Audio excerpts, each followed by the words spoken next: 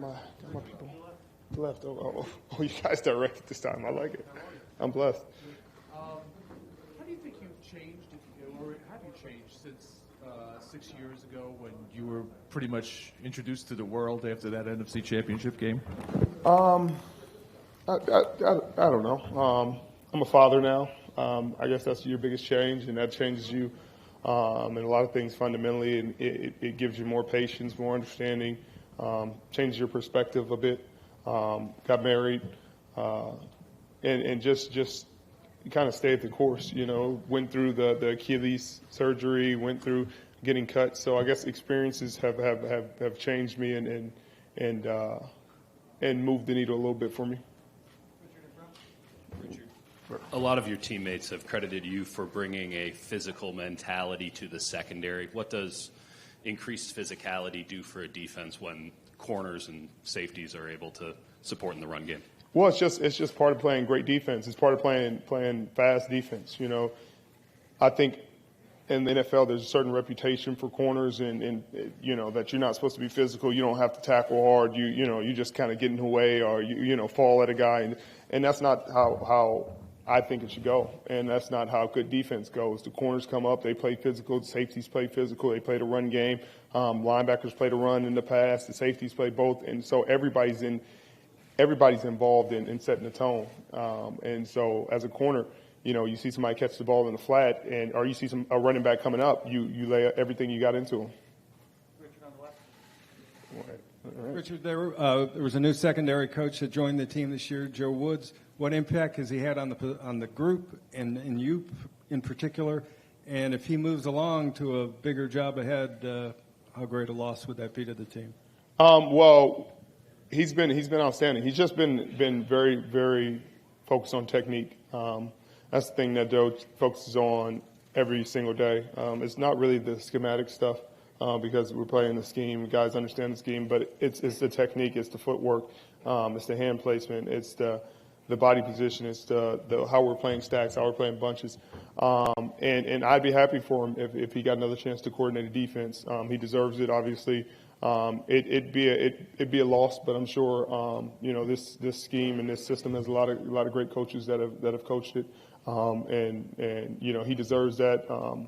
Daniel Bullocks is still with us, and maybe he'll get a promotion as well, and you just be happy for those guys. I don't think you think about, oh man, is it a big loss and what's going to change? Because the scheme's going to be the scheme's going to be the same. Guys are going to still be in the positions they're in, but you're happy that they're getting the respect and the money that they deserve. Josh in the middle. Rich, there's been a lot of talk about going to a 17-game season in the new CBA. How do you view that as a player? And I think it's just speculation at this point.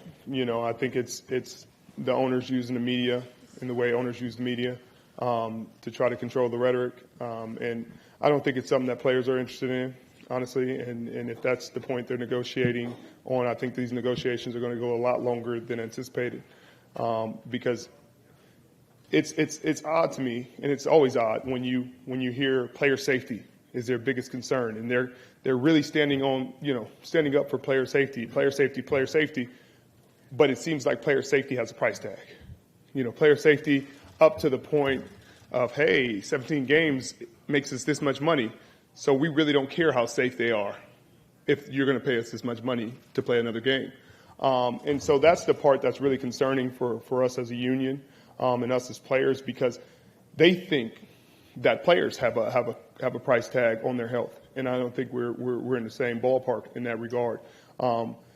Players have been more aware of player safety and longevity and just life after football. The league, kind of pretends that they're interested in it, pretends that they care about it, makes all these rules, fines all these players, but then still proposes to players to play an extra game, and not just 17. They're really just saying 17 so that they can get to 18. And so that's two more opportunities for players to risk their bodies, to put their bodies on the line. And that's what's so ridiculous about it. And nobody calls them out. Nobody calls out the hypocrisy. And I'm hoping that one day, people will be brave enough to call out the hypocrisy of saying, hey, we really care about player safety, but hey, we also want you to play an extra game, put your body on the line, and risk your career. Hey, Richard. Hey. Is Sunday the biggest challenge your secondary has faced this season? If so, what makes it that way? I don't know. It'll be a great challenge for sure. But to say it's the greatest challenge would almost to be disrespect some of the great passing games that we've played, because we've played some outstanding passing teams this year. We played the Saints and everything that Drew Brees had to bring. We played Tampa Bay and early on in the season with their 2,000-yard receivers and everything that they brought. We played the Rams and Sean and his system and how they get things done. We played A-Rod twice. We've played some teams that can sling it around pretty good. Some quarterbacks that can sling it, some receivers that are really talented. So we also played Atlanta with Matt and Julio, and they're outstanding. But these guys are fast and they're talented, so it'll be a great challenge for sure. Richard in the middle. Hey, Richard. Hey, you said your son turns 5 3 days after the Super Bowl, and he wants a ring for his birthday. Yeah, that's what he asked for. How much more enjoyable has this experience been this time around with him able to understand kind of what's going on, and what's the plan for that present if you guys win? Right. It's unbelievable. I mean, that's one of the best parts about this experience, and that's what makes it so much different and so much, and it gives you so much more perspective because he's so aware of it. It's not like he's an infant and he's just kind of getting drug around and doesn't really know what he's fully aware. He's like, hey, that's a Super Bowl helmet. Hey, you guys are in the Super Bowl. If you win, you get the championship trophy. Like, he fully understands it, and that's what's so cool to me. When the second Super Bowl, the one we lost, he was a few days from being born, and thankfully he stuck in there because it's kind of a cool birthday. He's born on 2/5, which is it's kind of like I set it up that way, but whatever. But it really gives you something to fight for. It gives you something to go out there, and it'll be a special memory and something he'll remember forever if we're able to get it done. Richard. Good afternoon, Federico Olvera, Mexico. Good afternoon. You have been in a Super Bowl before. How does that experience help to you and your team to win the next Sunday? And the second, what are those things you love from the 49ers culture? Well, I'm one of those people who doesn't really subscribe to the notion that playing in a Super Bowl really helps you in the next one. I guess it gives you more experience to advise guys of what to expect throughout the week.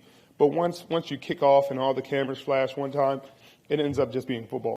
When we won our first Super Bowl, we didn't have any experience. Nobody had been there. Nobody had played there, and we won by almost 40 points. And so I think that at the end of the day, guys just have to understand that, keep everything in perspective. Like, it's a football game. You're going to go out there and you're going to have an opponent. They're going to run their plays. You have to execute better at the end of the day. And if you execute better, you play longer, you strive harder, you strain, you have a chance of winning the ball game. And once you win it, it's a special feeling.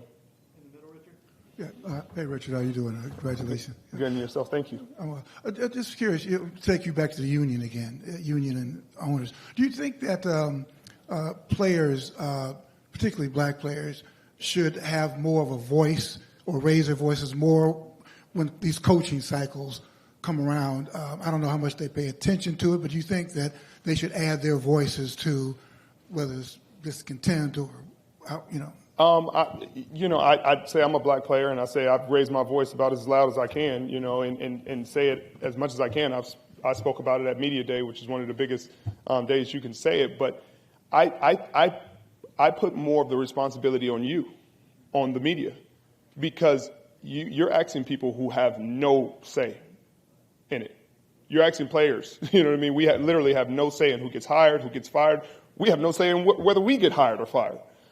But the people who have say, we don't pressure. The owners, we don't call, we don't push to get them. We don't when you have them in the meeting, nobody asks them the hard questions because you don't want to rub them the wrong way. You don't want to get on their bad side. So I almost say it's your fault that we don't have those answers, because none of you guys are asking them the hard questions. Everybody feels comfortable asking a player a hard question about, man, why aren't these black coaches getting jobs? Ask the dudes who hire. Ask the dudes who have all the power in the world to hire and fire these men. Then you'll get the answers. Or maybe we're not looking for the answers from those dudes because we kind of know what they are. Hey, Richard. Hey. I think a lot of NFL players sort of have dual personalities off the field and on. It seems like perhaps even particularly strong in your case. And I'm just wondering, do you consciously flip a switch when you step on the field for a game, or does that switch flip itself, so to speak? I think it kind of flips itself because it's just a natural competitiveness. And I don't even know if it's just the field. It's just when I'm in a competitive setting, when there's a win or a loss. And I think that's one of the things that my parents and teachers realized early on, that if you make it competitive, then I'll put everything I can into it. It doesn't matter what it is. It can be a spelling bee, it could be a quiz, it could be a paper, it could be, if you make it a competition, and I'll do my best to win it. And so I guess honestly, my mind gets in that mode anytime there's a competition. Obviously football is a more violent and kind of alpha male game that you got to take yourself to a certain place, especially, there's so much of discrepancy in sizes. You might have a guy who's 5'7", 160 run into a guy who's 6'6", 320, and I don't know many sports that have those kind of discrepancies. But yeah, I think, off the field, when I'm with my family, when I'm with my friends, when I'm not in a competitive environment, I'm an entirely different person, but, it's life. On the left. Hey, Richard. Hey. I'm curious, what's it been like as a defensive player to see through the course of your career the league trend towards offensive explosion, offensive rule adjustments? As a defensive player, I'm curious how that's been mentally an adjustment for you guys. When you're young, it's frustrating. When you're young, it's really frustrating because you're just like, man, they got you playing with your hands behind your back. But as you get older, you're just like, you kind of see what they're doing. You're like, the fans want them to score points. You're going to do your best to stop. No matter what you do, you're wrong. There's nobody who cheers for a 6-0 game. They're seeing a 6-0 game. They're like, oh my God, this is bad football. It's like, well, these guys are making some great defensive plays. They're hitting. They're playing discipline. There's 4 interceptions, and they're like, no, it's just sloppy offense. It's like, that's not necessarily true. But I think at the end of the day, this game is designed that way. And the NFL takes a poll. They got a feel for the fans, and the fans want more points. So every year the NFL looks at the points numbers, the averages, and they say, hey, either it's enough points or it's not enough, and they change the rules accordingly. And, it's a job. You gotta roll with the punches.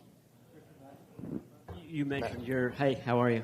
You mentioned your 2013 team earlier. Does this team remind you of that team at all in terms of youth, in terms of attitude that it has? Yeah, I think the carefree and just guys that just play hard every game and the kind of underdog mentality of a lot of these players. A lot of these players are unheralded, undrafted, are kind of thrown away, are guys that were considered busts, are cut several times. I can go down the list of guys who have been kind of portrayed that way. You got Raheem, you got Armstead, who people were saying last year, like, why are we picking up his option? But now it's pretty obvious why they're picking up his option, and pretty obvious why John did what he did. But everybody's questioning it. Quan Alexander, they're saying, oh man, he's just a guy who misses a ton of tackles and he's injury prone. Like, why do we pick him up? And now you see he's one of the heartbeats of this team. Jimmy Ward, I can keep going and keep going. Laken Tomlinson, Mike Person, Jimmy. They every day they find something new to criticize Jimmy about. They never criticize his looks though, which is I can understand why. And I do see the similarities in that way. So it just makes for a really fun team to play for, because a bunch of guys who just really don't care. They go out there, they fight for one another every single day, and they let chips fall where they may. Hard work and dedication is what all it comes down to. Hey, Richard. How do you feel practice went today, and how have you guys maintained that even-keeled mindset this week that's kind of been a focal point for you all season amidst the craziness? It went fantastic, actually. Today was one of our better practices, I would say. I'll leave it up to the coaching staff to say. But everybody was really executing. It was a really sharp day. Defensively, we had a ton of turnovers, guys really on the details of what they're seeing and recognizing and playing fast and trusting one another. And that's what you expect. You all hear all this talk about giving a team all this time to prepare, but you give a great defense this much time to prepare. It's going to be sharp. Guys are going to be on the details. They're going to be on every indicator, every personnel adjustment, every adjustment we make defensively. So it was a great practice. And we keep the mindset because it's just football. This is, the dog and pony show. You got to run around. It's a reality TV show. You got to do what you're asked to do. But, once that's said and done, you line up on the grass, you put your cleats on, and you let your chips fall. Hey, Richard, how you doing? I'm good. Hey, your defensive line has been incredible this year, over 40 sacks. And we know the defensive line can cover up a lot of sins in the back end.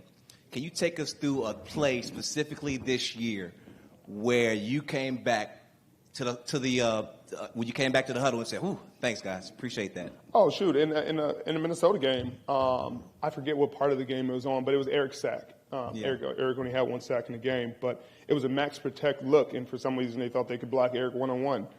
Mistake. But Diggs had run a double move, and he had run it really well, and he had got it. Like Jimmy was on it. Jimmy was on the angle. He probably would have, it'd been a bang play. Yeah. But we didn't have to worry about it because he got hit in the face. And Eric, as soon as that happened, I went to Eric. I said, "Man, you saved the day." Again, he didn't know what was going on, but it was a cool play. All right, in the front, last one. I know you mentioned this earlier in the week. You had a relationship with Kobe, and obviously a very sobering thing. Could you discuss how you met Kobe and what you heard when the accident happened, the crash happened, how you found out? Well, I met Kobe at a Nike shoot in 2011, 2012, somewhere around there. I was going to a shoot, and Cliff King, my Nike rep, was like, "Hey, Kobe's going before you. You want to go in the meeting?" I was like, "Come on now, like there's nothing more I want to do than meet Kobe. Like y'all can throw the shoot away.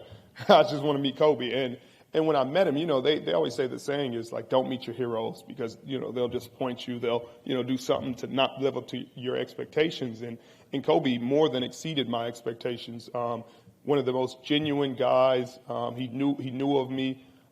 We had conversations about, obviously the success I was having. And he really liked my approach to the game and how, my dogged mentality. And I ended up having him play in my charity softball game a couple months later, and that was even more cool because he had never really played the sport, didn't really know how to play baseball. He hits a home run, of course, on his first at bat, and it's like, okay, you never played, Kobe, but a home run on the first at bat, like what? But we ended up forming a close relationship and just having conversations, and him encouraging me and pushing that mentality, and I just know he wouldn't have wanted me to be sad and to mourn and to not take advantage of this op. When you have conversations like we did, you really get a feel for what he values and who he is. And he was a great man, a great father, a great player. But I just felt like basketball was going to be the thing he was known least for once he was all said and done, man. And he was finally starting to reach his peak. Outside of that, he wanted to be known as a great father, a great businessman, a great philanthropist, and I know he was headed in that direction. It's just sad that we won't get to see his true, his true potential come to fruition. Thank you, Richard. Thank you.